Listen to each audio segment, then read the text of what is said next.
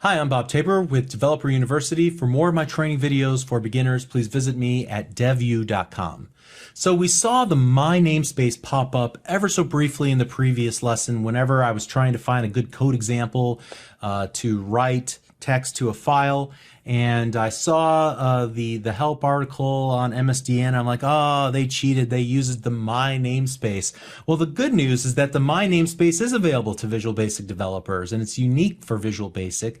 Basically, the developers of Visual Basic went around and found all the most useful classes in the .NET Framework class library that we'd want to use for finding things out about a computer or about the file system or working with the network or working with specific peripherals, and made them all available in one concise tiny little spot so that we can always go there first to see if they've got something for us to use or if we have to go out on the internet and search to find some code snippets to actually help us implement some functionality. So at any rate, the My Namespace is automatically available to all Visual Basic projects. All we have to do is kind of navigate around and find what we're looking for inside of the namespace, and I'll show you how we'll do that in just a moment. So in this lesson, what I want to do is just show you a smattering of cool little things that you can do with the My Namespace, get your creativity flowing, and then maybe you can use it for something on one of your future projects. So it's great for things like getting information about the current computer that you're running on. It's great for working with files and folders on the computer, working with command line arguments into your command window application, and then also working with configuration files like the app.config file. So we'll show examples of all these and a little bit more, but note that there's even more that you can do with it, and you just can take a few moments and navigate your way around using IntelliSense through the My Namespace. You can see that there are things like the application namespace, the computer namespace, the settings namespace, the user namespace, the web services namespace. All of these are shortcuts into the full .NET Framework class library, giving you quick access to some pretty cool functionality. All right, so let's start off really simple. We'll just do a console.writeline. And here we're going to go my.computer, and we'll just grab out the name. But notice here, now that I'm in the My Computer namespace, I can get to things like audio and I think the screen as well.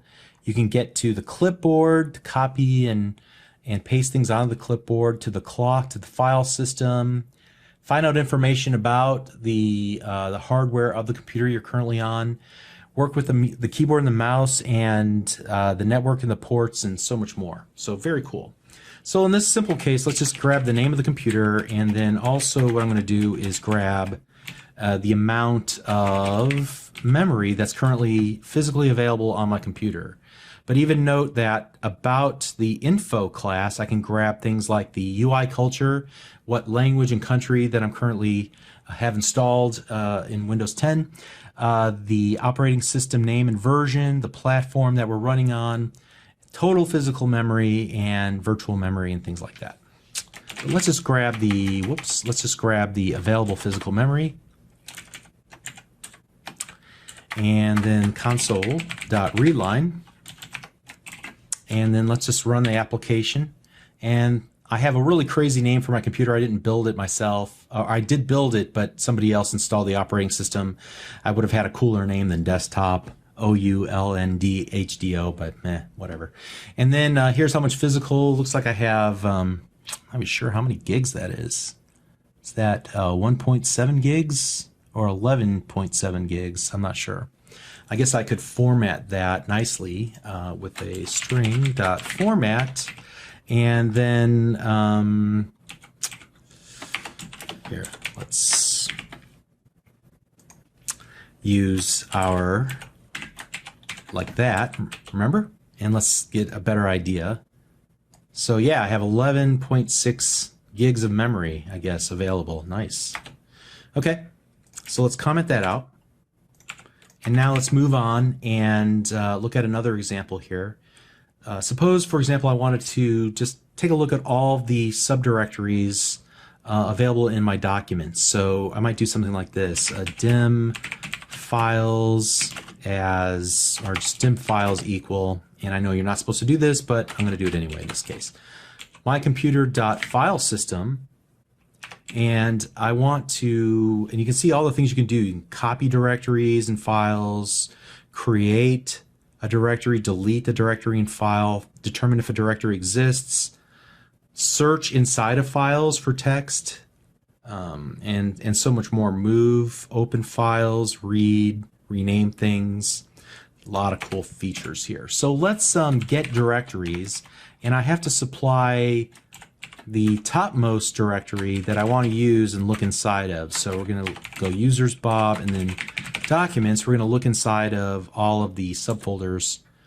For documents, I'll just do a for each through each of the items in the files and do a console.writeLine and print those out, so each item. And so now let's run the application, and you can see here are all the subfolders inside of the C users Bob documents directory. Pretty cool. Great. And so now let's go ahead and comment that out. And the next thing I want to do for my next trick, I'm going to actually do this. Inside of the code that's available for this particular lesson, there should be a folder called test, and it just has three text documents with a famous saying in each one, like now is the time for all good men to come to the aid of their country. There's a couple of others like that, and I'm just going to copy that entire folder, and I'm going to put it on the root of my C drive. So I'll just paste it there. And now what I want to do is come back in and do the following. So dim files equals my.computer.filesystem.find in files. And here I'm going to give it the directory to search in, that test directory. I'm going to say search for the word time. Tell me which files have the word time in them. And then I have to give it whether I want to ignore the case or should it honor the case. Let's just say ignore case. And then finally I have to give it a search type. Just do this, file IO dot, and then we want to choose search option dot. I can either search all directories or the top level only. Doesn't really matter in this case, but I'm going to only search at the top level. And now it should retrieve back a bunch of strings. We'll parse through the strings and print them all out to screen. But here we see that only one file has the word time in it. Let's confirm that by opening up our test folder and looking at the fact that here is the word time in this text file. It's not in this text file, and it's not in this text file. Okay, so it worked. Very cool. All right, next up, what I want to do is actually, let's comment this out for the moment. And we'll stick with the file system for a moment because it is so handy to do stuff like mycomputer.filesystem.copy directory. And here I'm just going to take that test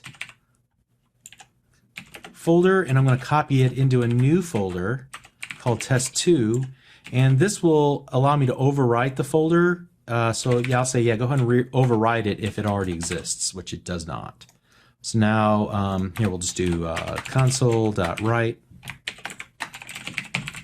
just to give us some feedback that we finished. And we'll run the application. It finishes almost immediately. And then here we'll go back, look at our C drive. Now notice that we have a test2 folder.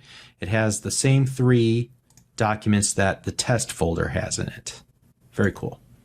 Okay, so let's comment that out and let's move on to the next example.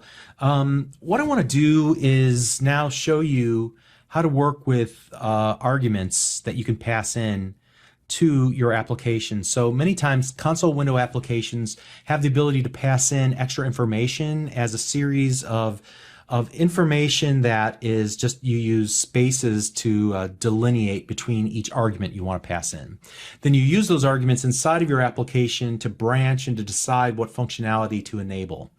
And so what we can do is one of two things. If we want to open up a command window and navigate to our My Namespace project, we can go Documents, so CD Documents, CD Visual Studio 2015, CD Projects, CD My Namespace. That'll get us into the solution folder, and then we're going to go CD My Namespace to get into the project folder. Then we're going to go CD bin to get into the bin directory, and then I think there's a debug directory, right? So we'll go CD debug, and then I'm going to do a dir, and you can see all of the files that are currently there. We'll come back to that in just a moment. What we'll do here now is actually do dim arguments equals my.application, and here we can get at things like the culture, the UI culture, info. I'm not sure what you can get from info. Oh, okay. Oh, info about this application. Right. Okay, I get it. And more importantly, though, I want to look at the command line arguments that are going to be passed in, and then we'll go for eaching our way through each item in the arguments, and we'll just do a console write line to show that we can actually retrieve them out and display them on screen. But ideally here we would do some logic inside of our application and change the functionality based on the arguments that are being passed in. So let's go ahead and just run the application once to compile it. So that will get it compiled, but now I can open up here and just go my namespace.exe, and then I'll just do A, B, C, and D. Notice that I use different capitalization, and it actually prints out each of those to a different line using console.writeLine. Very cool. Now, if I didn't want to go to all this work inside of the command prompt window to navigate into the project directory, I could use a special feature inside of Visual Studio that allows me to adjust the properties of my project. So I'm going to right-click on the project name in the Solution Explorer and select the Properties option. And here we're going to go to the Debug tab on the left-hand side and type in our arguments. I think we already did A, B, C, D. Let's go E, F, G, H, and I. All right, so we're giving it 5 more command line arguments. We'll save this and then rerun our application. And this time you can see that it gives lowercase e, uppercase f, lowercase g, uppercase I, h, and then lowercase I. And we can basically test our command line arguments right here from inside of Visual Studio. So just so you know. All right, let's comment all this out. So that's another very cool little thing we can do with the My Namespace. Let's move on and talk about one other thing. Let's stay in that Properties editor and go to let's go to settings. So here we have this little grid where we can actually add settings that we can write to and retrieve between runs of our application. So we might want to save the user settings, what their preferences are in this app config file.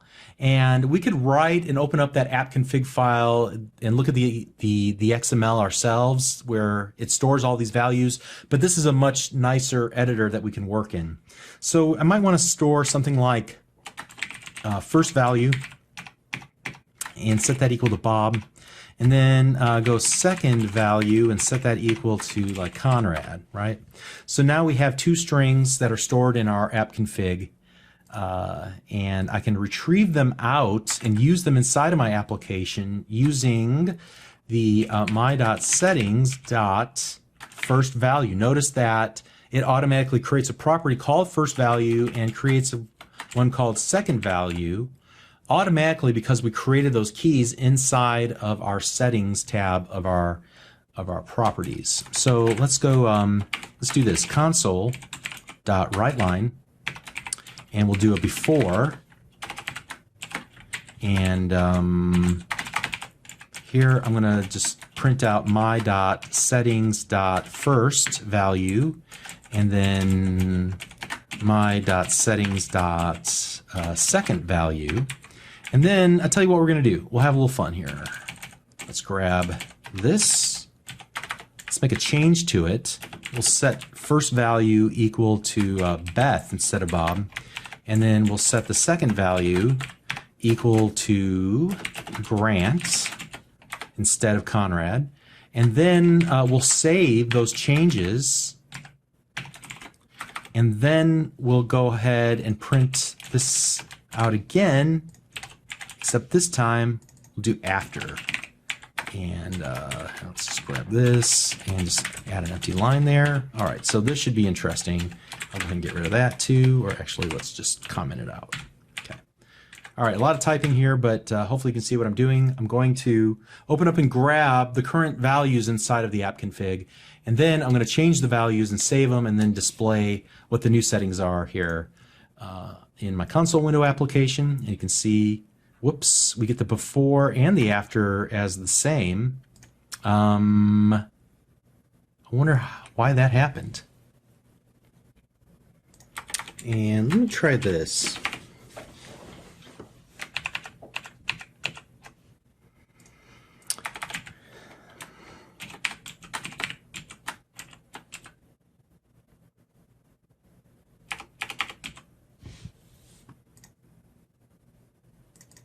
Try to reset our settings here, and let's go ahead and run it now. All right, there we go. Now we got what we needed.